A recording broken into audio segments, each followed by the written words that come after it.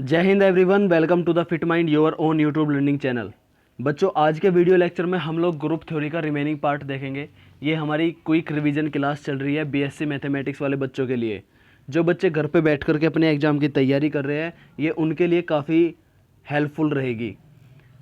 This is my brief introduction. My name is Shivam Tomar. My qualification is MSc mathematics and I am the director at the fit mind institute, Baraut Baghpat. Before starting the video, I would suggest you to subscribe the channel and press the bell icon ताकि इस channel की सारी videos की notification आपको मिलती रहे। तो चलिए हम स्टार्ट करते हैं और सबसे पहले देख लेते हैं कि हम लोगों को आज के वीडियो लेक्चर में पढ़ना क्या क्या है। तो बच्चों, सबसे पहले तो हम लोग पढ़ेंगे जो हमारी कल की थ्योरम रह गई थी, रिमेनिंग थ्योरम। राइट, कौन सी थ्योरम रह गई थी? कल के वीडियो लेक्चर में मैं आप लोगों को ऑर्डर ऑफ एलिमेंट्स पढ़ा रहा था। तो ऑर्डर ऑफ एलिमेंट्स से रिलेटेड कुछ थ्योरम आती है एग्जाम में, तो सबसे पहले तो हम लोग वे थ्योरम पढ़ेंगे। उसके बाद दूसरा टॉपिक होगा हमारा होमोमॉर्फिज्म एंड आइसोमॉर्फिज्म। क्या होता है होमोमॉर्फिज्म एंड आइसोमॉर्फिज्म? इस टॉपिक को हम लोग पढ़ेंगे। और होमोमॉर्फिज्म और आइसोमॉर्फिज्म से रिलेटेड एक थ्योरम होती है, उस थ्योरम को हम लोग देखेंगे। उसके बाद हम लोग पढ़ेंगे सब ग्रुप। क्या होता है सब ग्रुप? ठीक है, मोस्ट इंपॉर्टेंट चैप्टर है ये, सब ग्रुप एंड सब ग्रुप से रिलेटेड थ्योरम। उसके बाद बच्चों हम लोग पढ़ेंगे कोसेट। तो आज के वीडियो लेक्चर में हम लोग इतना कुछ करेंगे। उसके बाद हमारे इस चैप्टर से रिलेटेड दो टॉपिक और रह जाएंगे, जो कि फिफ्थ टॉपिक होगा लैग्रांजेस थ्योरम, जो कि मोस्ट इंपॉर्टेंट थ्योरम है, लैग्रांजेस थ्योरम। और सेकंड थ्योरम होगी हमारी केले थ्योरम।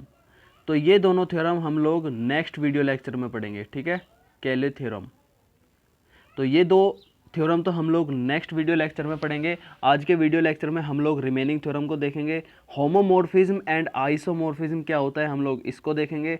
फिर सब ग्रुप एंड थ्योरम उससे रिलेटेड उसको देखेंगे। और फिर कोसेट क्या होता है, इसको देखेंगे। ठीक है, तो चलिए सबसे पहले हम थ्योरम को ही देख लेते हैं जो हमारी रह गई थी थ्योरम। ठीक है,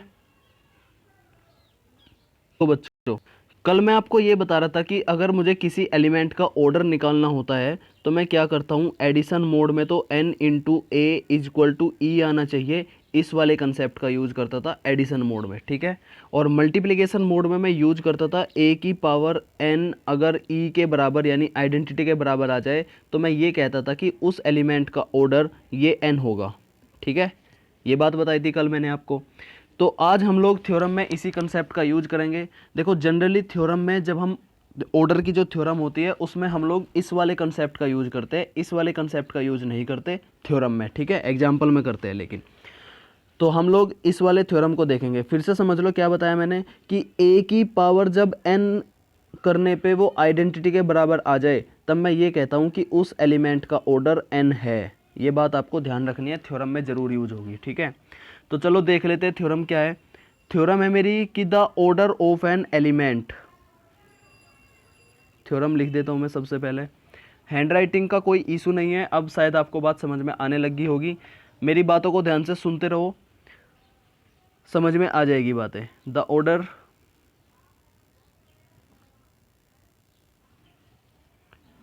ऑफ एन एलिमेंट,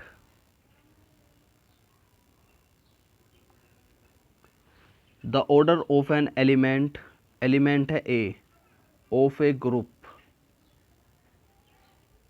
जब भी पढ़ाई करो पूरे फोकस और पूरी कंसंट्रेशन के साथ पढ़ो, वरना फिर मैं आपको बताऊंगा, आप एक कान से सुनोगे दूसरे कान से निकाल दोगे, उसका कोई लाभ नहीं है। ठीक है, is the same as that of its inverse.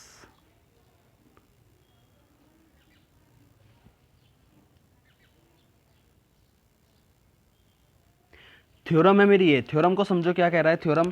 Theorem ये कह रही है कि किसी ग्रुप के एलिमेंट का ऑर्डर बिल्कुल सेम रहता है उसके इनवर्स के ऑर्डर के साथ में। यानी कि एलिमेंट का ऑर्डर बराबर दिखाना है मुझे उस एलिमेंट के इनवर्स के ऑर्डर के। इस थ्योरम में मुझे ये बात प्रूफ करनी है। बात आई समझ में? थ्योरम में क्या कह रहा है कि किसी एलिमेंट का ऑर्डर उस एलिमेंट के इन्वर्स के ऑर्डर के बराबर दिखाना है मुझे, ठीक है। तो देखो कैसे करेंगे, अब मैं इसका प्रूफ करने जा रहा हूँ। थ्योरम का स्टेटमेंट आपको समझ में आ गया होगा। थ्योरम का प्रूफ देखो, अब प्रूफ मैं मान लेता हूँ कि let order of A is equal to N, ठीक है। एलिमेंट का ऑर्डर n है, ये मैंने मान लिया, और इसी प्रकार ए इनवर्स का ऑर्डर मैं m मान लेता हूँ, ठीक है।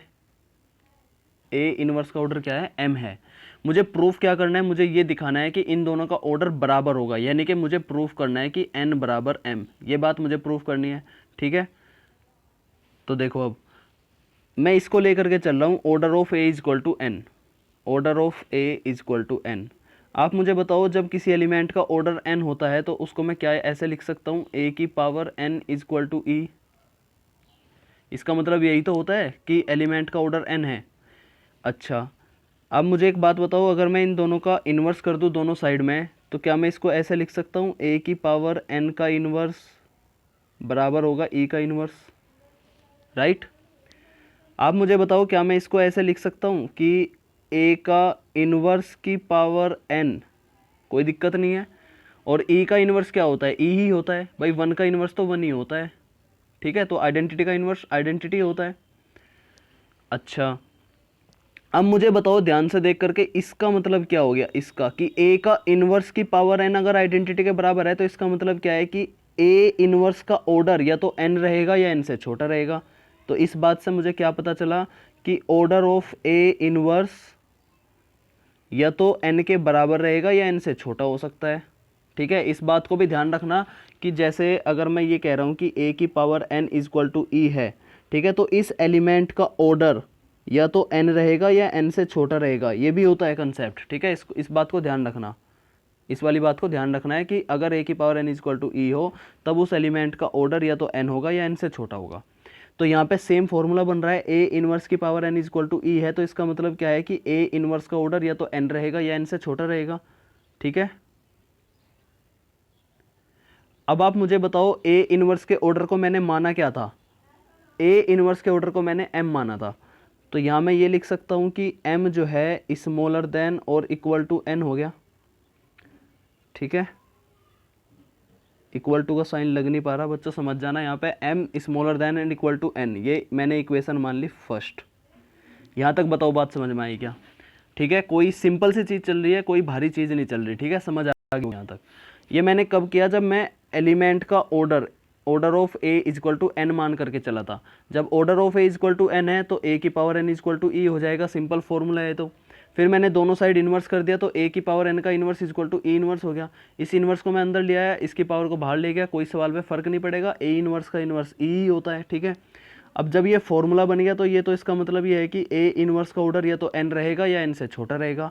लेकिन हकीकत में मैंने ए इन्वर्स के ऑर्डर को माना क्या था? एम माना था, तो इसकी जगह पे मैंने एम रख दिया, तो या तो एम एन के बराबर होगा या एम एन से छोटा होगा, ठीक है। ये यहाँ पे बराबर का साइन है। अब आगे बढ़ते हैं हम। अब हम लेकर के चलते हैं ए इन्वर्स का ऑर्डर। तो ऑर्डर ऑफ ए इन्वर्स क्या था मेरे पास में? एम, ये माना हुआ था मैंने। इसका मतलब क्या है? इसका मतलब ये है कि ए इन्वर्स की power m is equal to E के बराबर रही होगी, तभी तो ए का इन्वर्स का ऑर्डर जो है m होगा, राइट। चलो, क्या मैं इसको ऐसे लिख सकता हूँ, a की पावर m का इन्वर्स इज इक्वल टू ई? कोई दिक्कत नहीं है, दोनों तरफ इन्वर्स कर दूँ। इन्वर्स करने पे ये क्या हो जाएगा? a की power m is equal to E बच जाएगा कि नहीं बच जाएगा? बिल्कुल बच जाएगा, ठीक है, इन्वर्स करने पे दोनों साइड में। अब इसका मतलब क्या है? a की power m is equal to E है, तो इसका मतलब क्या है कि ऑर्डर ऑफ a या तो m के बराबर होगा या m से छोटा होगा, सिंपल सी बात है। ये फॉर्मूला बन गया ना। जब ये फॉर्मूला बन जाता है तब हम ये कहते हैं कि a का ऑर्डर m है या a का ऑर्डर n है। लेकिन यहाँ जब पावर n होती है तब a का ऑर्डर n होता है, लेकिन यहाँ पे पावर अभी m है, तो इसका मतलब a का ऑर्डर कौन होगा? m होगा, ठीक है। नॉर्मल सी चीज़ चल रही है। वास्तव में a का ऑर्डर माना क्या था मैंने तो n माना था, तो n स्मॉलर देन और इक्वल टू m हो गया, ठीक है। इक्वेशन 2, यहाँ तक आई बात समझ में? इससे आगे मैं यहाँ कर देता हूँ इसे। अब by equation first and second, by equation first and second, कल के वीडियो लेक्चर में मैंने आपको एक बात बताई थी कि जब एक नंबर ए जो है बी से छोटा हो और बी भी ए से छोटा हो तो असल में वे छोटे नहीं होते, वे असल में बराबर होते हैं। ठीक है, तो यहाँ पे एक by equation first and second में आप देखोगे कि ये दोनों नंबर एक दूसरे से छोटे हैं, तो असल में वे छोटे नहीं है, वे m इजक्वल टू एन बराबर है। अब जब m इजक्वल टू एन बराबर है तो m क्या था, order of A inverse, n क्या था, ऑर्डर ऑफ ए। यही बात मुझे प्रूफ करनी थी कि नहीं प्रूफ करनी थी, यही बात प्रूफ करनी थी ना। तो इस प्रकार हम थ्योरम का प्रूफ करेंगे। ठीक है, सिंपल है थ्योरम। नेक्स्ट थ्योरम देखते हैं हम ऐसे ऑर्डर से रिलेटेड। थ्योरम है the order of the element A and x inverse A x. दो एलिमेंट दे रखे हैं मुझे, एक एलिमेंट है ए, एक एलिमेंट है एक्स इनवर्स ए एक्स। इनके जो ऑर्डर है वो बिल्कुल सेम होते हैं, ये बात मुझे प्रूफ करनी है। ठीक है, एक एलिमेंट है ए, एक एलिमेंट है एक्स इनवर्स ए एक्स, ये दो एलिमेंट है। ठीक है, इनके ऑर्डर सेम होते हैं, ये बात मुझे प्रूफ करनी है। बिल्कुल जो पहले वाली थ्योरम थी बिल्कुल सेम उसी की तरह ही है। तो देखो कैसे करेंगे। मैं कहता हूँ कि लेट ए का जो ऑर्डर है वो मैंने एन मान लिया, ए के ऑर्डर को मैंने एन मान लिया। ठीक है, और दूसरे वाला एलिमेंट था एक्स इनवर्स ए एक्स, इसके ऑर्डर को मैंने क्या मान लिया, इसके ऑर्डर को मैंने एम मान लिया। ठीक है, तो मुझे प्रूफ क्या करना है, मुझे प्रूफ करना है कि एन बराबर होगा एम के। उससे पहले एक बात समझो, वी हैव, थ्योरम में लिखेंगे भी हम ये बात, वी हैव, कि अगर एक बात बताओ, अगर मैं एक्स इनवर्स ए एक्स का स्क्वायर करता हूँ तो वो किसके बराबर आएगा। ठीक है, वो किसके बराबर आएगा, वो आएगा एक्स इनवर्स ए स्क्वायर एक्स के बराबर। ठीक है, कैसे आएगा समझ लो इसे एक बार। एक्स इनवर्स ए एक्स का होल स्क्वायर है, क्या मैं इसको ऐसे लिख सकता हूँ, एक्स इनवर्स ए एक्स और दूसरे ब्रैकेट में एक्स इनवर्स ए एक्स। ठीक है, अभी ब्रैकेट अगर मैं हटाऊं तो क्या मैं इसको ऐसे लिख सकता हूँ, X inverse A x x inverse, ये जो बीच के पोर्शन है इसमें ब्रैकेट ले आए हम लोग, और ए और एक्स।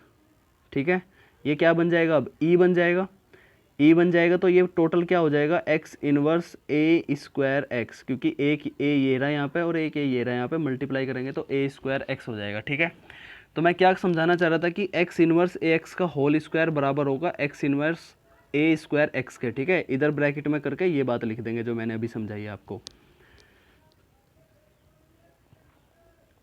तो हम ये कहेंगे कि जब एक्स इनवर्स ए एक्स का होल स्क्वायर इनवर्स ए स्क्वायर एक्स के बराबर है तो इन जनरल हम ये कहेंगे कि एक्स इनवर्स ए एक्स की पावर अगर मैं एन करूँगा तो वो बराबर होगा मेरा एक्स इनवर्स ए की पावर एन इंटू एक्स के। बताओ, कोई दिक्कत नहीं है। ठीक है, चलो अब मुझे एक बात बताओ, ए का ऑर्डर मैंने क्या माना था, एन। ए का ऑर्डर अगर मैंने एन माना था तो इसका मतलब क्या है, इसका मतलब ये है कि ए की पावर एन जो है ई के बराबर होगी। जब ए की पावर एन ई के बराबर होगा तभी तो हम ये कहेंगे कि ए का ऑर्डर एन है। ठीक है, तो इस ए की पावर एन की जगह पे मैं ई रख देता हूँ, तो x inverse into E into x क्या बच जाएगा, ये बच जाएगा मेरा एक्स इनवर्स एक्स, और ये किसके बराबर होगा, ई के बराबर। ठीक है, तो आप देख रहे हो कि एक्स इनवर्स ए एक्स की पावर जब मैंने एन की तो उसकी वैल्यू ई के बराबर आ गई। इसका मतलब क्या है, इसका मतलब ये है कि एक्स इनवर्स ए एक्स का जो ऑर्डर है वो या तो एन होगा या एन से छोटा होगा। ठीक है, पुरानी पिछले वाली जो थ्योरम थी उसकी तरह ही। क्या कहा मैंने कि order of X inverse A x या तो बराबर होगा या छोटा होगा एन से। ठीक है, लेकिन हकीकत में मैंने एक्स इनवर्स ए एक्स के ऑर्डर को माना क्या था, एम माना था, एम। ठीक है, तो क्या इसको मैं यहाँ लिख रहा हूँ, तो एक्स इनवर्स ए एक्स के ऑर्डर की जगह पे मैं ये लिख सकता हूँ कि एम स्मॉलर देन और इक्वल टू होगा एन के। बताओ बात समझ में आई या नहीं आई, इसे इक्वेशन फर्स्ट बोल देता हूँ मैं। ठीक है, इक्वेशन फर्स्ट ध्यान रखना कि एम छोटा आ गया है एन से। ठीक है, और मैं किसको लेकर के चला था, एक्स इनवर्स ए एक्स की पावर एन को लेकर के चला था। ठीक है, अब आगे देखते हैं हम इसको। नाउ अब हम लेकर के चलेंगे कि order of X inverse A x, ये किसके बराबर दे रखा है, ये एम के बराबर दे रखा है। ठीक है, अब मैं इसको लेकर के चल रहा हूँ। अगर order of X inverse A X M के बराबर है तो क्या मैं इसको ऐसे लिख सकता हूँ कि एक्स इनवर्स ए एक्स की पावर एम जो है आइडेंटिटी के बराबर रही होगी, तभी तो एक्स इनवर्स ए एक्स का ऑर्डर एम होगा। ठीक है, क्या मैं इसको ऐसे लिख सकता हूँ X inverse A X A की पावर एम एक्स, ठीक है, is equal to E X, sorry E. अच्छा, अभी क्या मैं इसकी यहाँ पे x इनवर्स और x की मल्टीप्लाई कर सकता हूँ क्या? कोई फ़र्क नहीं पड़ेगा, क्यों? क्योंकि x इनवर्स x तो फिर e ही हो जाएगा, उसमें क्या दिक्कत है? तो मैं मल्टीप्लाई कर सकता हूँ ऐसे। अभी यहाँ पे देखो, लेफ्ट कैंसिलेशन लॉ से मैंने x इनवर्स को हटा दिया और राइट कैंसिलेशन लॉ से मैंने x को हटा दिया। ठीक है, तो क्या बचा? a की power m is equal to E बचा। अब इसका मतलब क्या है? इसका मतलब ये है कि a का जो ऑर्डर है वो या तो m होगा या m से छोटा होगा, लेकिन वास्तव में ए का ऑर्डर माना क्या था? मैंने एन माना था, तो एन स्मॉलर देन और इक्वल टू एम होगा। बाई इक्वेशन सेकंड होगी है। अब by equation first and second, आप मुझे बताओ क्या होगा? By equation first and second M is equal to N हो जाएगा कि नहीं हो जाएगा? यानी कि order of X inverse A X बराबर होगा ऑर्डर ऑफ ए के। ठीक है, यही बात मुझे प्रूव करनी थी इस थ्योरम में। तो ये दोनों थ्योरम इंपॉर्टेंट है। अब इसके कुछ एग्जाम्पल इंपॉर्टेंट है, एग्जाम्पल आप लोग खुद करोगे, खुद समझोगे और प्रैक्टिस करोगे क्वेश्चन की। अब हम आगे चलते हैं और अगला टॉपिक है हमारा होमोमॉर्फिज्म एंड आइसोमॉर्फिज्म क्या होता है। ठीक है, तो हमारा अगला टॉपिक है होमोमॉर्फिज्म। होमोमॉर्फिज्म कुछ नहीं होता, होमोमॉर्फिज्म एक मैपिंग होती है। ठीक है, होमोमॉर्फिज्म क्या है? एक मैपिंग है। तो डेफिनेशन लिख लेता हूँ मैं पहले, सबसे पहले, उससे फिर बाद में समझाऊंगा क्या है ये एक्चुअली में। Suppose G and G dash are two groups, ये दो ग्रुप है। ठीक है, एक G ग्रुप है और एक G डैश है, आर टू ग्रुप्स। ठीक है, और दोनों पे ऑपरेशन है मल्टीप्लिकेशन का। दोनों पे कैसा ऑपरेशन है? मल्टीप्लिकेशन का ऑपरेशन है। ठीक है, then a mapping, homomorphism actually में एक मैपिंग ही होती है। A mapping F such that जो G इंटू जी डैश यानी G से G डैश पे जा रही है, इस मैपिंग को मैं होमोमॉर्फिज्म कहूँगा यदि ये कुछ कंडीशन फॉलो करती हो। A mapping is said to be a homomorphism mapping, इसका मतलब है होमोमॉर्फिज्म मैपिंग इफ़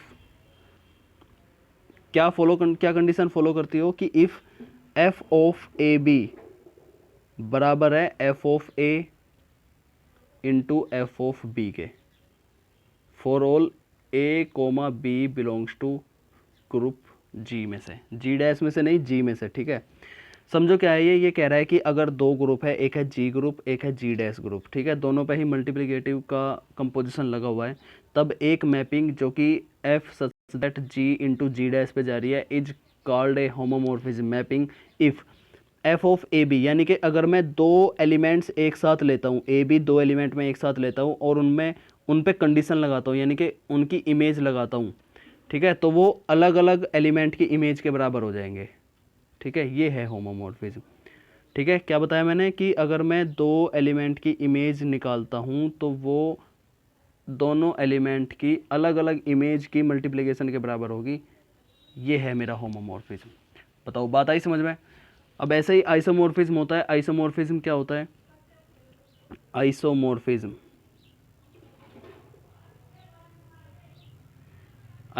में हम ये लिखेंगे कि suppose G and G dash are two groups. सबसे पहले तो वही बात लिखेंगे, suppose G and G dash are two groups, और इन दोनों ही ग्रुप पे जो कंपोजिशन है वो मल्टीप्लिकेशन का लग रहा है। ठीक है, two groups. Then a mapping F such that G से जी इंटू जी डैश, जो जी से जी डैश पे जा रही है, is called A isomorphism mapping if, इसमें दो कंडीशन होती है। पहली कंडीशन तो है 1 to 1, वो जो मैपिंग है ये 1 to 1 होनी चाहिए। और ये 1 to 1 क्या होता है? 1 to 1 का मतलब होता है कि वो मैपिंग 1 1 भी हो एंड वो मैपिंग ऑन टू भी हो। ठीक है, और ये 1 1 एंड ऑन टू ये दोनों ही मैं आपको बता चुका हूँ। ठीक है, तो 1 to 1 का मतलब होता है कि वो मैपिंग 1 1 भी हो और वो मैपिंग ऑन टू भी हो। तो पहली कंडीशन तो होनी चाहिए ये, और दूसरी कंडीशन होनी चाहिए कि वो मैपिंग मेरी होमोमॉर्फिज्म भी हो। होमोमॉर्फिज्म, और होमोमॉर्फिज्म क्या होता है? अभी बताया मैंने कि F of A B equal to होगा F of A into F of B. तो जब एक मैपिंग में ये दोनों कंडीशन लग जाए, दो नहीं है एक्चुअली में, ये तीन कंडीशन है, पहली है 1-1, दूसरी है ऑन टू और फिर तीसरी है होमोमॉर्फिज्म। तो जब ये तीन कंडीशन लग जाए तो तब हम उस मैपिंग को क्या कहेंगे, आइसोमॉर्फिज्म मैपिंग कहलाएगी मेरी, ठीक है। अच्छा, इसके क्वेश्चन कैसे करेंगे, एक एग्जाम्पल से समझ लो, ये आइसोमॉर्फिज्म एंड होमोमॉर्फिज्म एग्जाम्पल में लगेगा कैसे, ठीक है। तो एग्जाम्पल दिया हुआ है मुझे कि if R is the additive group of real numbers, एक ग्रुप दिया हुआ है आर, आर एक ग्रुप ही तो होता है, रियल नंबर्स का है ये, ठीक है, ये एक ग्रुप दिया हुआ है रियल नंबर्स। दूसरा ग्रुप दिया हुआ है मुझे आर पॉजिटिव, ये पॉजिटिव रियल नंबर है, इसमें सारे रियल है और इसमें सिर्फ पॉजिटिव रियल नंबर है, ठीक है। अच्छा, और ये जो ग्रुप है ये है एडिटिव ग्रुप, ये है एडिटिव ग्रुप, क्वेश्चन को समझ लेना ध्यान से, ये एडिटिव ग्रुप है और ये एक मल्टीप्लिकेशन ग्रुप है, मल्टीप्लिकेशन ग्रुप, ठीक है। तो दो ग्रुप मुझे दिया हुआ है कि if R is the additive group of real numbers and R positive is the multiplicative group of positive real numbers, ठीक है। Then prove that a mapping, एक मैपिंग दी हुई है मुझे F such that R to R positive defined by, वो mapping कुछ इस प्रकार से डिफाइंड है, डिफाइंड बाई कि एक फंक्शन की वैल्यू दी हुई है F X is equal to E की power X for all X belongs to R, ठीक है। Is an isomorphism, is an isomorphism, तो मुझे ये बात प्रूव करनी है, आइसोमॉर्फिज्म। क्या दिया हुआ है मुझे, समझो क्वेश्चन को ध्यान से, मुझे दिया हुआ है कि आर एक एडिटिव ग्रुप है और आर पॉजिटिव एक मल्टीप्लिकेटिव ग्रुप है। उसने ऐसा क्यों कहा कि ये एडिटिव है, ये मल्टीप्लिकेटिव ग्रुप है, इसको भी समझाऊंगा अभी। फिर उसने कहा कि एक मैपिंग है जो कि इस प्रकार से डिफाइंड है कि F X is equal to E की पावर एक्स है, तो इस मैपिंग को मुझे आइसोमॉर्फिज्म बताना है, ठीक है। आया क्वेश्चन समझ में, मुझे आइसोमॉर्फिज्म बताना है, मैपिंग है मेरी ये और ग्रुप दे रखे हैं मुझे ये। तो एक बार समझ लो पहले कि ये एडिटिव ग्रुप और मल्टीप्लिकेटिव ग्रुप क्यों दिए हैं इस प्रकार से। तो देखो, जब भी वो कहे कि पहले वाला ग्रुप तो है एडिटिव वाला, ठीक है, और दूसरे वाला ग्रुप है मेरा मल्टीप्लिकेटिव वाला, ठीक है, ये मल्टीप्लिकेटिव का सिंबल है इस प्रकार से, दूसरे वाला ग्रुप है मेरा मल्टीप्लिकेटिव ग्रुप वाला। तो अगर मुझे इन मैपिंग के बीच में आइसोमॉर्फिज्म या फिर होमोमॉर्फिज्म दिखानी है तो मैं कंडीशन ये लेके चलूँगा कि इधर वाले में तो एलिमेंट्स कुछ इस प्रकार से आएंगे F of A plus B की फॉर्म में, और वो बराबर होगा मेरा F of A into F of B के। होमोमॉर्फिज्म की कंडीशन मैंने आपको क्या बताई थी, मैंने ये बताई थी कि एफ ऑफ ए भी बराबर होगा F of A into F of B. लेकिन ये कंडीशन तब लगती है जब दोनों ही साइड में मल्टीप्लिकेटिव ग्रुप हो, तो इधर भी मल्टीप्लिकेशन ग्रुप लग रहा है, इधर भी मल्टीप्लिकेटिव ग्रुप है, ठीक है। लेकिन यहाँ पे इधर एडिटिव ग्रुप है और इधर मल्टीप्लिकेटिव ग्रुप है, तो इसका मतलब मुझे ये बात प्रूफ करनी है, न कि ये, ठीक है। ये भी एक होमोमॉर्फिज्म की कंडीशन है। अच्छा, अगर मुझसे ये कह देता कि यहाँ पे ये मल्टीप्लिकेटिव ग्रुप है और ये मेरा एडिटिव ग्रुप है, तो तब क्या करते हम, तब मेरा फॉर्मूला ये चेंज हो जाता कुछ इस प्रकार से कि एफ ऑफ ए भी बराबर करना है मुझे proof F of A plus F of B के, ठीक है बच्चों, बात आ रही है समझ में, ये एफ है यहाँ पे और ये प्लस है। और अगर ये कहता कि ये दोनों ही प्लस के हैं, ये भी प्लस का है और ये भी प्लस का है, ठीक है, तब मेरा फॉर्मूला बन जाता है F of A plus B बराबर मुझे प्रूफ करना है F of A plus F of B के। तो मैं जो समझाना चाह रहा हूँ वो बात आपको समझ में आ गई होगी। तो यहाँ पे आपके क्वेश्चन में ये कहा है कि जो पहले वाला ग्रुप है वो तो एडिटिव ग्रुप है, जो पहले वाला ग्रुप है वो तो है एडिटिव ग्रुप, और जो दूसरे वाला ग्रुप है वो है मेरा मल्टीप्लिकेटिव ग्रुप। तो इसका मतलब फॉर्मूला कौन सा लगेगा बताओ मुझे, F of A plus B बराबर F of A into F of B. Function क्या दिया हुआ है मुझे, फंक्शन दिया हुआ है मुझे F X is equal to E की पावर एक्स। इसको मुझे क्या दिखाना है, आइसोमॉर्फिज्म दिखाना है। आइसोमॉर्फिज्म दिखाने से पहले मैं इसको 1-1 दिखाऊंगा, फिर ऑन टू दिखाऊंगा और फिर होमोमॉर्फिज्म दिखाऊंगा। तो 1-1 देखो, 1-1 कैसे दिखाते हैं, इसके लिए दो एलिमेंट ले लो, लेट x1 कोमा x2, ये चीज़ आप पढ़ चुके होंगे क्लास में। x1 coma x2 belongs to r कर रहा है अगर, तो फिर हम क्या करेंगे, एफ x1 बराबर रखेंगे एफ x2 के। हम इन दोनों पॉइंट पे फंक्शन को बराबर रखेंगे और सोल्व करने के बाद अगर पॉइंट भी बराबर आ जाए तो हम ये कहेंगे कि वो फंक्शन मेरा 1-1 है। तो एफ ऑफ x1 क्या बन जाएगा, ई की पावर x1, क्योंकि F X is equal to E की पावर x दे रखा है, और एफ ऑफ एक्स टू क्या बन जाएगा, ई की पावर एक्स टू। ठीक है, दोनों साइड में log ले लो, taking log both side, taking log both side, तो क्या बन जाएगा ये, log लेंगे तो e ख़त्म हो जाएगा, x1 बराबर आ जाएगा x2 के। तो मैंने अभी आपको क्या बताया कि हम फंक्शन बराबर लेकर के चलेंगे दो पॉइंट पे, और वे पॉइंट हमें बराबर दिखाने होते हैं, तो ये फंक्शन ये क्या हो जाएगा मेरा, ये 1 1 हो जाएगा। ठीक है, इसी प्रकार हम लोग दूसरा पॉइंट है मेरा ऑन टू। ऑन टू में क्या होता है कि वो किसी फंक्शन एफ एक्स के बराबर होना चाहिए। ठीक है, तो आप मुझे बताओ कि मुझे क्या दे रखा है, F X is equal to E की पावर एक्स दे रखा है। ठीक है, F X is equal to E की पावर एक्स दे रखा है।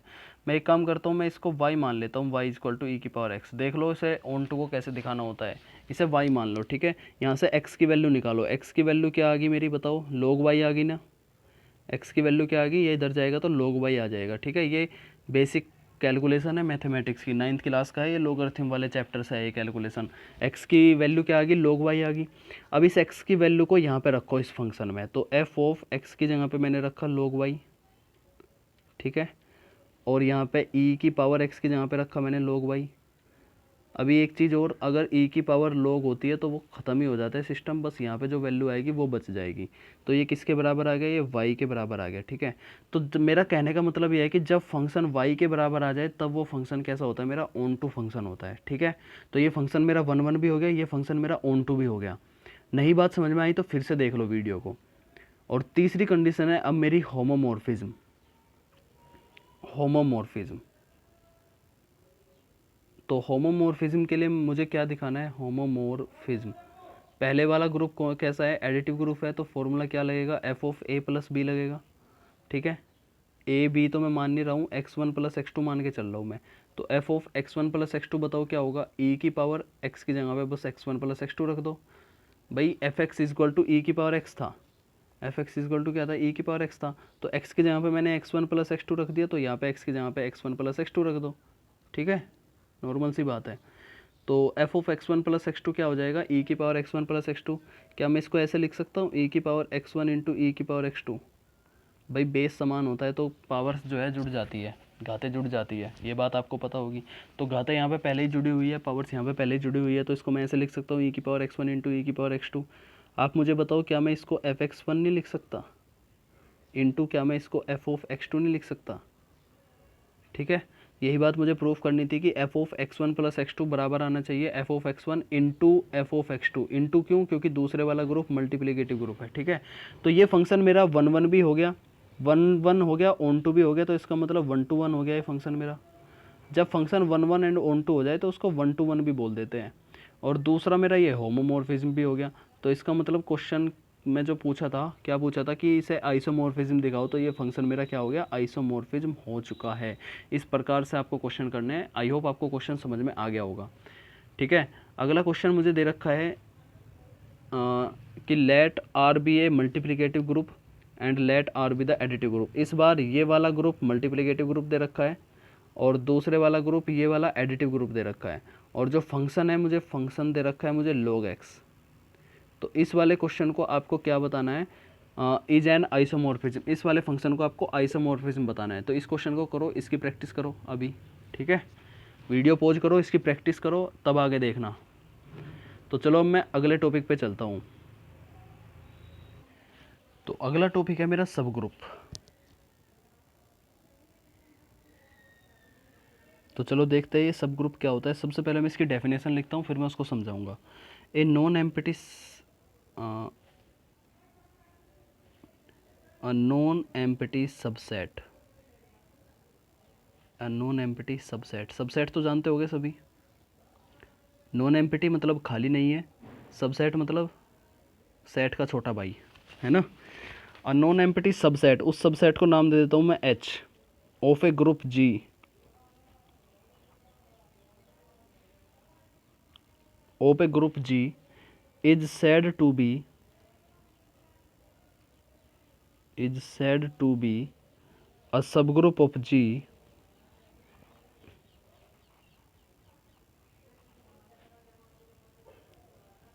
if H itself a group, H itself a group।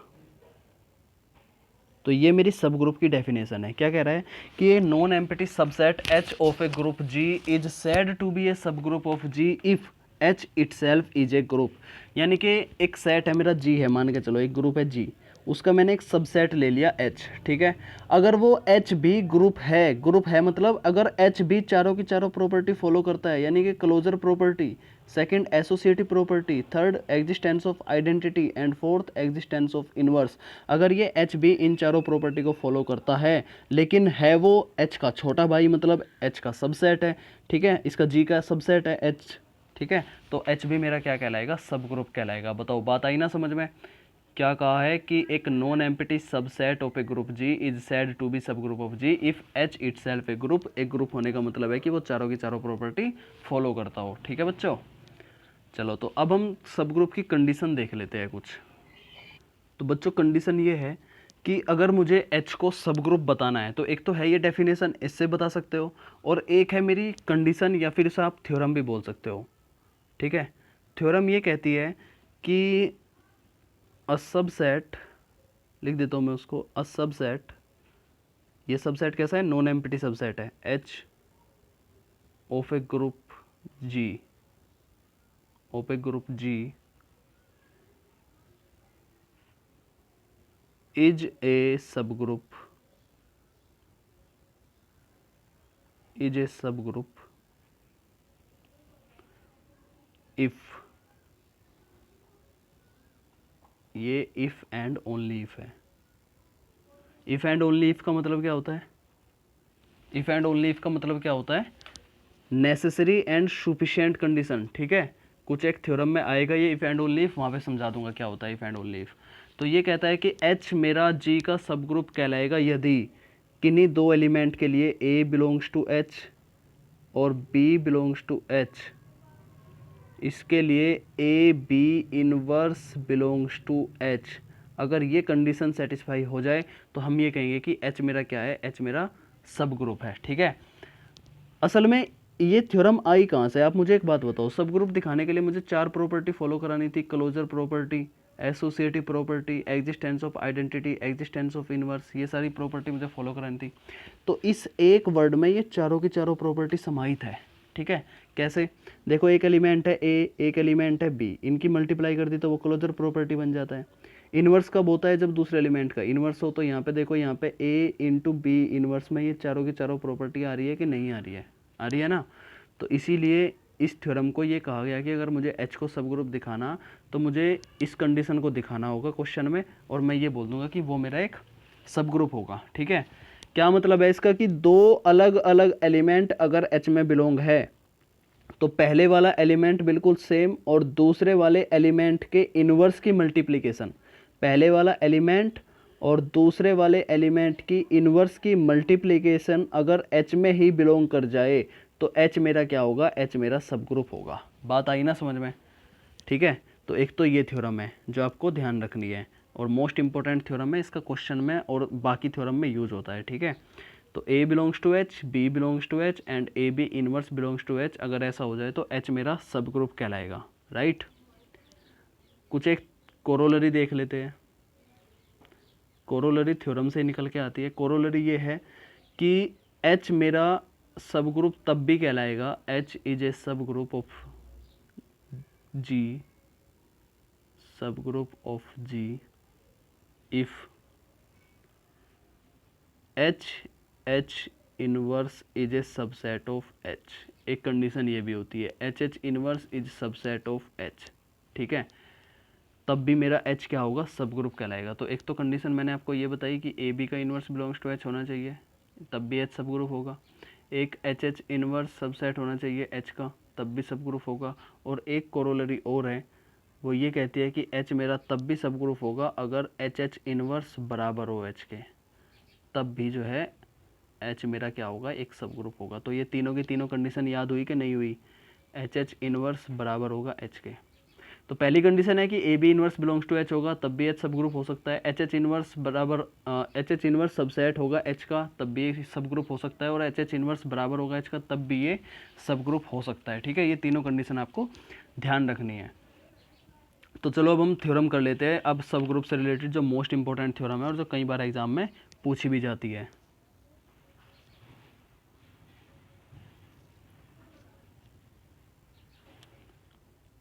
तो देखो बच्चों, थ्योरम फर्स्ट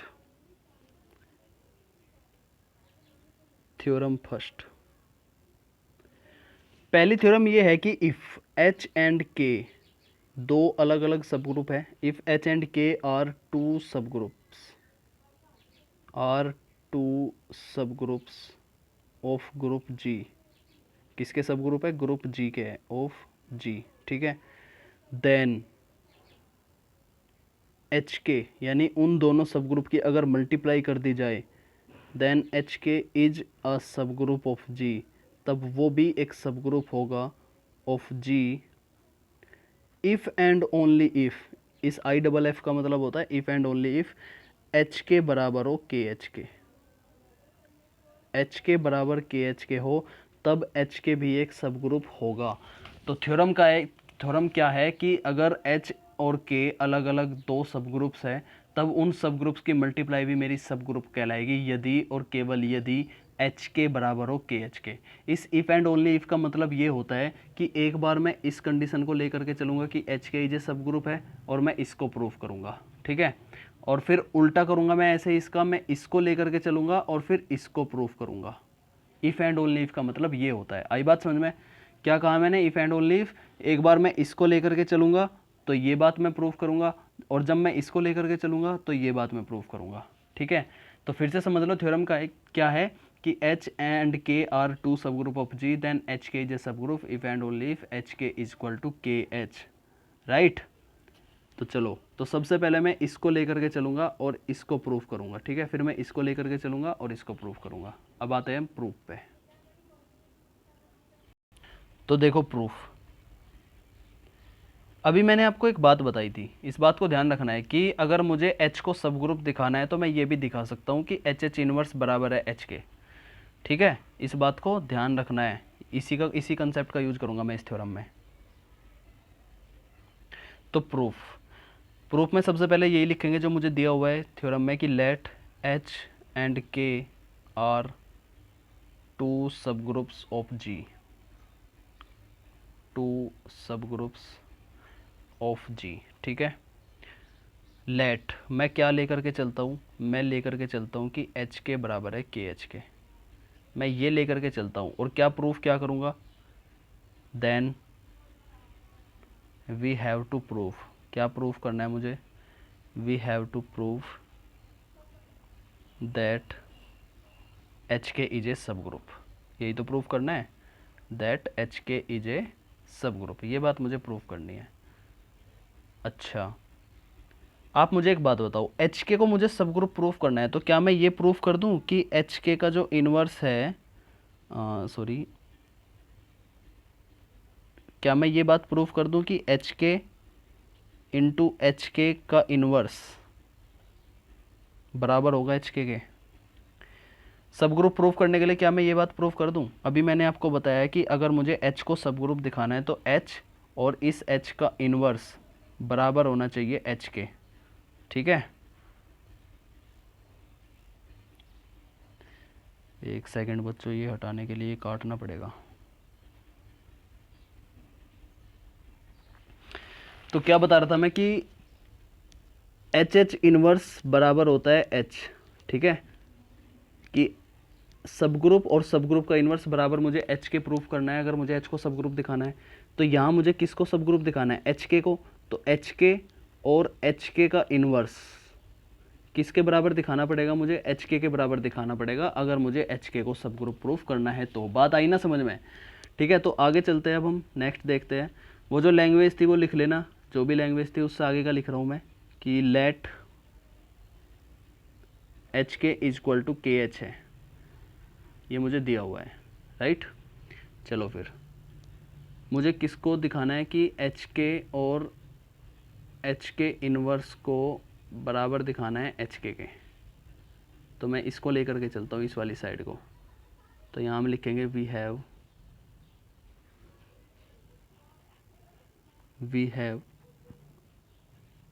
क्या लेकर के चला मैं? एच के और एच के इनवर्स।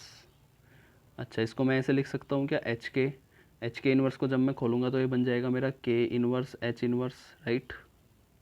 ठीक है, इसका ब्रैकेट हटाऊँगा तो मैं कुछ ऐसा बन जाएगा, एच के इनवर्स एच इनवर्स। बताओ, अब मुझे ये बताओ ये क्या बन गया, के इनवर्स, ई ई नहीं बनेगा ये। अभी मैंने बताया था एच एच इनवर्स एच होता है ना। तो के इनवर्स भी क्या होगा, के हो जाएगा ना। ई तब बनता है जब एलिमेंट्स, अगर ये एलिमेंट होते, अगर ये कुछ इस प्रकार से होता कि ए इनवर्स, तब ई होता है। ई जो है एलिमेंट्स में बनता है, लेकिन ये तो सब ग्रुप है, सब ग्रुप में ई नहीं बनता, सब ग्रुप में सब ग्रुप ही बनता है। तो इसको मैं लिख सकता हूँ एच के, सॉरी, इसको मैं लिख सकता हूँ एच के, और इधर क्या चल रहा है, इनटू एच इनवर्स। ठीक है, अब बताओ मुझे एच के किसके बराबर है, एच के बराबर है के एच के, तो इसकी जगह पर मैं लिख सकता हूँ के H and H inverse, right. अब मुझे बताओ ये एच एच इनवर्स क्या बन गया, ये बन गया मेरा के एच एच इनवर्स क्या बन गया, एच बन गया। ठीक है, और के एच को मैं फिर क्या लिख सकता हूँ, इधर लिख रहा हूँ मैं, के एच को मैं क्या लिख सकता हूँ, फिर एच के लिख सकता हूँ। तो ये वाला जो पोर्शन है, ये वाला पोर्शन मेरा बराबर आ गया एच के। ठीक है, और जब ऐसा हो जाए तब हम क्या कहते हैं कि एच के मेरा एक सब ग्रुप है। ठीक है, तो लिखेंगे अब आगे, therefore H K is a सब ग्रुप। तो ये बात तो भाई मैंने प्रूफ कर दी, is a subgroup, is a सब ग्रुप। ठीक है बच्चों, ये बात तो कर दी मैंने प्रूफ। अब मैं इसका उल्टा लेकर के चलूँगा, यानी कन्वर्सली। जब भी इफ़ एंड ओनली इफ़ दिया हो तो आपको क्वेश्चन में एक बार सीधा प्रूफ करना है, एक बार उल्टा प्रूफ करना है, इस बात को ध्यान रखना है। ठीक है, अब मैं लेकर के चलूँगा कि late H K is a सब group, H K is a सब ग्रुप। तो अगर एच के इज ए सब ग्रुप है तो इसका मतलब क्या है कि भाई एच के का इनवर्स बराबर हो सकता है एच के। ठीक है, देखो जब सब ग्रुप होता है तो एच इनवर्स बराबर हो जाता है एच के भी, ये बात आपको ध्यान रखनी है। ठीक है, तो एच के इनवर्स बराबर हो गया एच के। ठीक है, इसका फॉर्मूला खोलूँगा तो ये बन गया मेरा के इनवर्स एच इनवर्स बराबर एच के, राइट। के इनवर्स क्या हो गया, जैसे अभी बताया मैंने, एच इनवर्स बराबर एच है, तो के इनवर्स के बराबर हो गया, एच इनवर्स एच के बराबर हो गया, तो के एच बराबर एच के आ गया। अभी मैंने इसका उल्टा भी प्रूफ कर दिया। बताओ बात आई ना समझ में, नहीं समझ में आई तो फिर से वीडियो देख लो, इसमें कौन सा बड़ी बात है। ठीक है, तो इस प्रकार से आपको ये थ्योरम प्रूफ करनी थी, इंपॉर्टेंट थ्योरम है। और एक दूसरी थ्योरम मैं बता रहा हूँ, वो भी मोस्ट इंपॉर्टेंट थ्योरम है। ठीक है, बोर तो नहीं हो रहे बच्चे, कई बार मैथ्स पढ़ते वक्त ना बोर हो जाते हैं, तो बोर नहीं होना बच्चों, बिल्कुल फोकस होकर के पढ़ो। अगर बोर हो गए तो थोड़ा पानी पी लो फिर से, और पढ़ाई करो। ठीक है, पढ़ाई ज़रूरी है, भले ही आपके एग्ज़ाम हो या ना हो, लेकिन मुझे पूरी उम्मीद है यूनिवर्सिटी आपके एग्ज़ाम कराएगी। लेकिन नहीं भी हो तो भी ये आपको, आपकी नॉलेज के लिए मोस्ट इंपॉर्टेंट है ये। ठीक है, आप कहीं भी जाओगे इन सारी चीज़ों को, सब ग्रुप को आपको पढ़ना ही पड़ेगा अगर आप मैथ्स रखते हो अपने साथ में। ठीक है, और बहुत ही आसान चीज़ है, वो कोई भारी चीज़ नहीं है। तो चलो अब हम थ्योरम 2 की साइड तरफ को चलते हैं।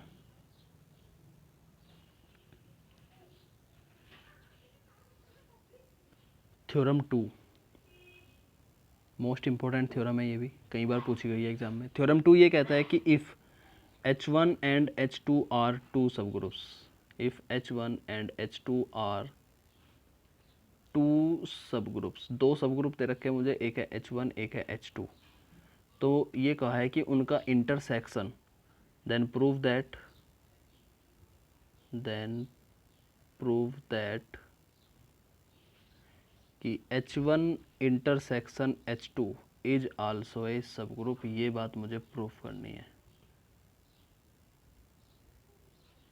बात आई समझ में, क्या है, दो सब ग्रुप दे रखे हैं मुझे, एक है H1 एक है H2, H1 इंटरसेक्शन H2, यानी इन दोनों सब ग्रुप का इंटरसेक्शन भी मुझे सब ग्रुप प्रूफ करना है।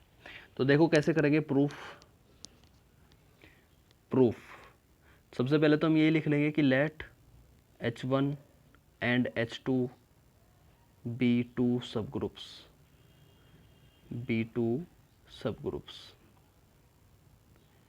अब अगर ये दोनों सब ग्रुप है तो ये नॉन एम्प्टी सब ग्रुप है, यानी कि कोई ना कोई एलिमेंट इनमें ज़रूर होगा। तो इसका मतलब ये है कि H1 इंटरसेक्शन H2 खाली एलिमेंट नहीं होगा, कोई खाली सेट नहीं होगा, डज नॉट इक्वल टू 5। ठीक है, 9। अच्छा, मुझे H1 इंटरसेक्शन H2 को अगर सब ग्रुप प्रूफ करना है तो क्या मैं ये बात प्रूफ कर सकता हूँ कि अगर इसमें दो एलिमेंट है कि भाई एक तो A एलिमेंट है, A belongs to H1 intersection H2, और एक B belongs to H1 intersection H2, तो क्या मैं ये बात प्रूफ कर सकता हूँ कि AB का इन्वर्स बिलोंग होगा H1 इंटरसेक्शन H2 के? अगर ये बात मैंने प्रूफ कर दी तो मेरा H1 इंटरसेक्शन H2 सब ग्रुप आ जाएगा। ये बात मैंने पहले ही बताई थी कि थ्योरम फर्स्ट है ये, कि अगर मुझे H को सब ग्रुप दिखाना है तो AB इन्वर्स का AB इन्वर्स को बिलोंग करके दिखा दो H में, तो H मेरा सब ग्रुप बन जाएगा। ठीक है, तो ये बात मैं प्रूफ कर दूँ क्या, अगर मुझे H1 इंटरसेक्शन H2 को सब ग्रुप दिखाना है? ठीक है, तो चलो हम इसे प्रूफ करते हैं। 9, मैं ये कहता हूँ कि लेट एक एलिमेंट है A जो कि H1 इंटरसेक्शन H2 में बिलोंग कर रहा है, और एक एलिमेंट है B जो कि H1 इंटरसेक्शन H2 में बिलोंग कर रहा है। ये दो एलिमेंट मैंने ले लिए। ठीक है, चलो अब अगर A H1 इंटरसेक्शन H2 में बिलोंग कर रहा है तो इसका मतलब ये है कि A जो है H1 में भी बिलोंग करेगा और A जो है H2 में भी बिलोंग करेगा। क्यों? क्योंकि इंटरसेक्शन का मतलब होता है कि दोनों सब ग्रुप के कॉमन एलिमेंट्स, ठीक है, इंटरसेक्शन का मतलब यही तो होता है, कॉमन एलिमेंट्स, और कॉमन एलिमेंट का मतलब होता है कि A जो है H1 में भी होगा, A जो है H2 में भी होगा, तभी तो कॉमन होगा। ठीक है, इसी प्रकार B जो है H1 में बिलोंग है एंड B जो है H2 में भी बिलोंग है। ठीक है, क्योंकि कॉमन एलिमेंट है। अब आप मुझे एक बात बताओ कि A भी H1 में बिलोंग है और B भी H1 में बिलोंग है, और क्वेश्चन में ये दिया हुआ है कि H1 एक सब ग्रुप है। ठीक है, तो सिंस H1 इज ए सब ग्रुप, H1 एक सब ग्रुप, ये तो दिया हुआ है थ्योरम में ही। तो अगर H1 एक सब ग्रुप है तो इसका मतलब ये है कि फॉर A भी H1 में बिलोंग है, B भी H1 में बिलोंग है, तो इसका मतलब क्या है कि AB का इन्वर्स भी H1 में बिलोंग है। बताओ हाँ या ना। आप कहोगे कैसे? भाई अगर H1 सब ग्रुप है, और सब ग्रुप के लिए मैंने ये बताया था कि सब ग्रुप तब होता है जब AB का इन्वर्स बिलोंग हो H में, और थ्योरम में पहले ही कहा है कि H1 जो है सब ग्रुप है, तो इसका मतलब AB का इन्वर्स जो है H1 में होगा, बिलोंग होगा AB का इन्वर्स H1 में। ठीक है, इसी प्रकार नेक्स्ट बढ़ते हैं कि अगर A जो है H2 में बिलोंग है एंड B जो है H2 में बिलोंग है एंड H2 एक सब ग्रुप है and H2 is a subgroup, is a सब ग्रुप, तो जब H2 एक सब ग्रुप है तो इसका मतलब जो है कि AB का इन्वर्स तो H1 सॉरी H2 में भी बिलोंग होगा, AB का इन्वर्स H2 में बिलोंग होगा। अब आप मुझे बताओ कि AB का इन्वर्स H1 में भी बिलोंग है और AB का इन्वर्स H2 में भी बिलोंग है, तो इसका मतलब ये तो कॉमन एलिमेंट हो गया। कॉमन एलिमेंट हो गया तो इसका मतलब AB का इन्वर्स जो है H1 इंटरसेक्शन H2 में भी बिलोंग है। ठीक है, जब AB का इन्वर्स H1 इंटरसेक्शन H2 में बिलोंग है तो इसका मतलब क्या हो गया कि H1 intersection H2 is a subgroup. ये बात मुझे प्रूफ करनी थी। ठीक है, कितनी आसान सी थ्योरम है। ठीक है, क्या हुआ थ्योरम में? थ्योरम में ये हुआ कि एक H1 इंटरसेक्शन H2 को मुझे सब ग्रुप दिखाना था, जबकि H1 एंड H2 पहले ही सब ग्रुप दे रखे थे मुझे। तो अगर H1 सब ग्रुप दे रखा था तो इसका मतलब AB का इन्वर्स H1 में भी बिलोंग होगा। H2 भी सब ग्रुप दे रखा था तो AB का इन्वर्स H2 में बिलोंग होगा। अब AB का इन्वर्स H1 में भी है, AB का इन्वर्स H2 में भी है, तो इसका मतलब AB का इन्वर्स उनके इंटरसेक्शन में भी बिलोंग होगा। और जब AB का इन्वर्स उनके इंटरसेक्शन में बिलोंग हो जाएगा तो इसका मतलब ये क्या कहलाएगा? ये एक सब ग्रुप कहलाएगा। बस इतना सा काम हुआ है, बीच में बस लैंग्वेज लिखनी है अच्छे से। तो ये हमारी सब ग्रुप की थ्योरम है। नेक्स्ट टॉपिक है हमारा कोसेट। कोसेट देखो, कोसेट क्या होता है? दो कोसेट होते हैं आपके, एक तो होता है लेफ्ट कोसेट और एक होता है राइट कोसेट। ठीक है, राइट कोसेट, और लेफ्ट कोसेट और राइट कोसेट को दोनों को मिला करके बन जाता है कोसेट। सिंपल। तो अब हमारा काम क्या रह गया? हमारा काम रह गया कि लेफ्ट कोसेट क्या होता है और राइट कोसेट क्या होता है, इसको जानना। चलो फिर क्या होता है देखो, कोसेट देखो क्या होता है। डेफिनेशन लिखता हूँ मैं। सपोज इसकी डेफिनेशन पूछ ली जाती है कोसेट की। Suppose G is a group and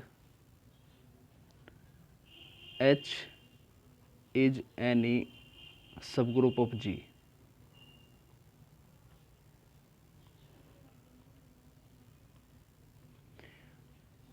late a जो है कोई एलिमेंट है जी का, ग्रुप जी का। ध्यान देना, ये जो ए एलिमेंट है ये जी का है, एच का नहीं है, ये जी का है, ठीक है।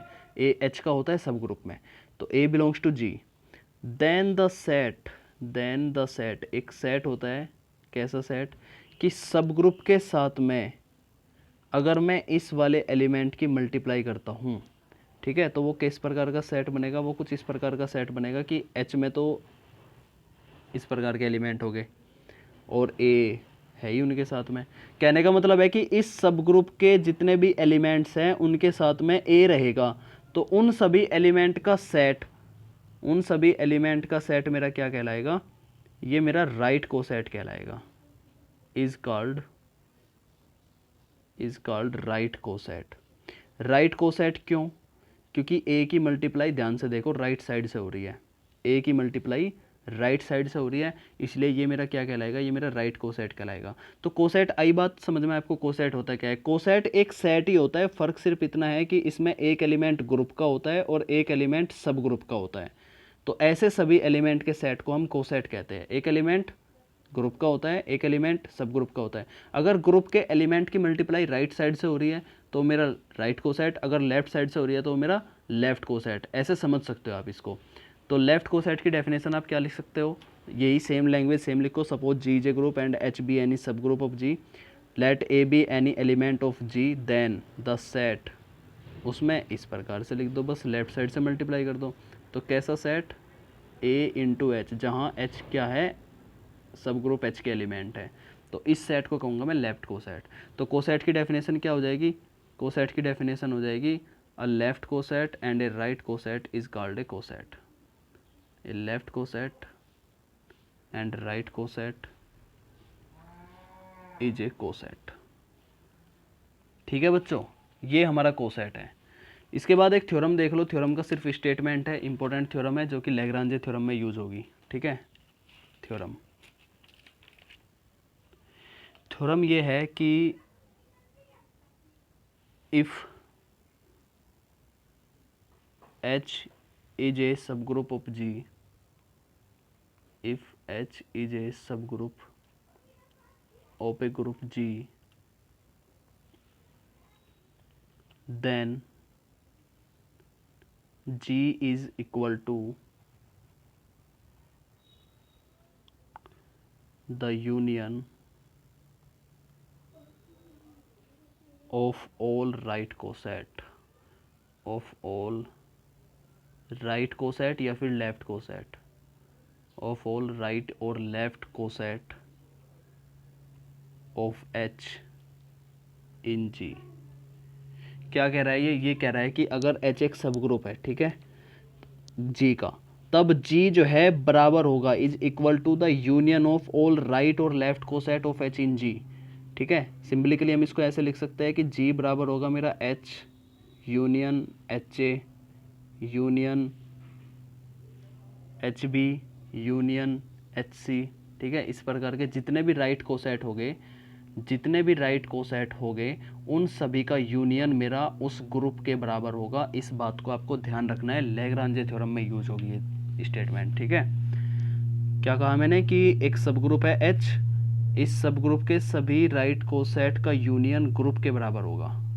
ठीक है, ये बात है। तो यहाँ हमारी वीडियो ख़त्म हो जाती है। आज का जो हमारा ग्रुप का जो चैप्टर चल रहा था उसमें मेन चीज़ें सारी ख़त्म हो जाती है, थ्योरेटिकल पोर्शन। अब इसमें आपकी दो थ्योरम बची है, एक बची है लैग्रांजे थ्योरम और एक बची है केले थ्योरम, जो कि हम नेक्स्ट वीडियो लेक्चर में कवर कर लेंगे। उसको मैंने नेक्स्ट वीडियो लेक्चर में इसलिए कहा है क्योंकि थोड़ी इंपॉर्टेंट थ्योरम है और थोड़ी सी बड़ी भी थ्योरम है वो। ठीक है, तो आई होप मेरी मेहनत आपको अच्छी लग रही होगी। अगर अच्छी लग रही है तो इस वीडियो को कर दो लाइक, जिससे कि मुझे समझ आ जाए कि हाँ अच्छी लग रही है। दूसरी बात, कमेंट करके बताओ मुझे कि क्या आपको समझना है, क्या आपको समझ नहीं आ रहा, टीचिंग मेथड कैसा लग रहा है। ठीक है, ज़रूर सभी बच्चे कमेंट करके बताओ मुझे इस बात को। ठीक है, जिससे कि मुझे एक हौसला मिले कि हाँ आप लोग पढ़ रहे हो और मैं सही काम कर रहा हूँ। ठीक है, और सबसे मेन आपको काम करना है, सब्सक्राइब ज़रूर करना है चैनल। सब्सक्राइब इसलिए करना है ताकि आप लोगों को इस चैनल से मिलने वाली सारी वीडियो की नोटिफिकेशन आपको मिलती रहे। ठीक है, क्योंकि यहाँ पे मैं सिर्फ आप लोगों को बीएससी मैथमेटिक्स का ही कंटेंट प्रोवाइड नहीं करूँगा, इसके अलावा गवर्नमेंट जॉब की प्रिपरेशन के लिए जितना भी कंटेंट होता है वो सारा मैं आपको इस चैनल पे प्रोवाइड करूँगा। ठीक है, ये चैनल आपके लिए बहुत ही हेल्पफुल होने वाला है। अभी हम इस बोर्ड पे पढ़ रहे हैं, फ्यूचर में जा कर के हम जब लॉकडाउन ख़त्म हो जाएगा हम वाइट बोर्ड पर सामने आकर के भी पढ़ेंगे। ठीक है, और आई होप, मुझे ये लग रहा है कि अब शायद आपको यहाँ पे भी समझ में आ ही जाता होगा, क्योंकि हैंड राइटिंग अब काफ़ी अच्छी हो चुकी है पहले के मुकाबले।